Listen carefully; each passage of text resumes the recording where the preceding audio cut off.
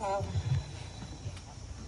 I look around and I see so many familiar faces. You've been following us, many of Omer's friends, supporting us for almost 2 years now, since Omer was taken from us. But this park takes me back to a different lifetime, when life felt simple, when dates on the calendars marked birthdays, first days of school, holidays, and not days of tragedy and loss. So much has been painted in grief, big names, big words, in these past 2 years. But in this park, I see Omer. I see my boy. Not the soldier, not the headlines. I see a boy full of mischief. I hear his laughter, the endless brotherly bickering with Daniel, bike rides with his friends all around Plainview, and some of the parents are here today.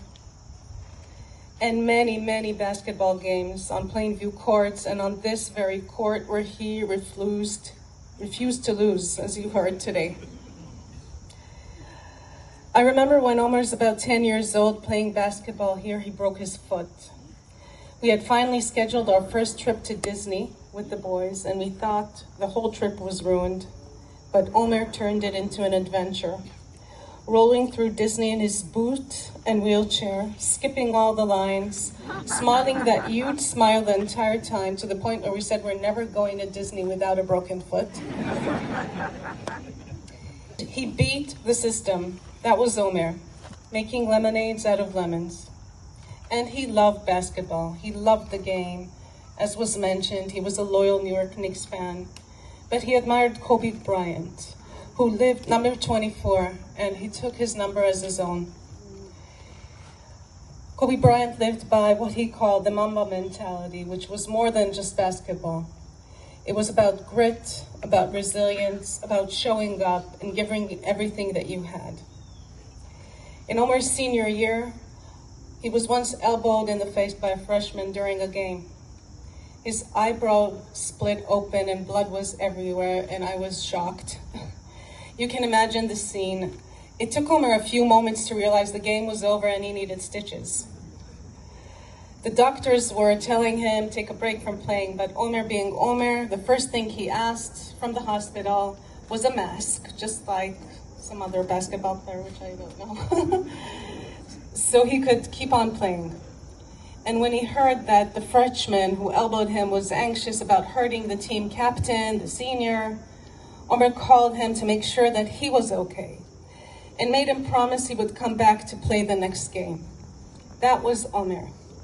Competitive, yes, but kind, reassuring, always the leader, on and off the court. Omer carried that with him in school, in sports, in the army, and in life. And this park here holds all those memories. This neighborhood was his world, carefree, a place of friendship, small adventures, the foundation for the values that shaped who he became. A place where being connected to Israel is a source of pride, where community and contribution are valued. And I want the children to play in this park to feel what Omer felt. Joy, adventure, belonging, a community that wraps around you with love.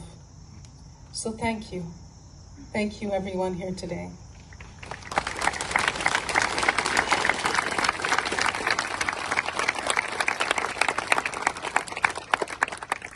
This park bears Omer's name, but today it still carries our plea to bring him home, to bring them all home.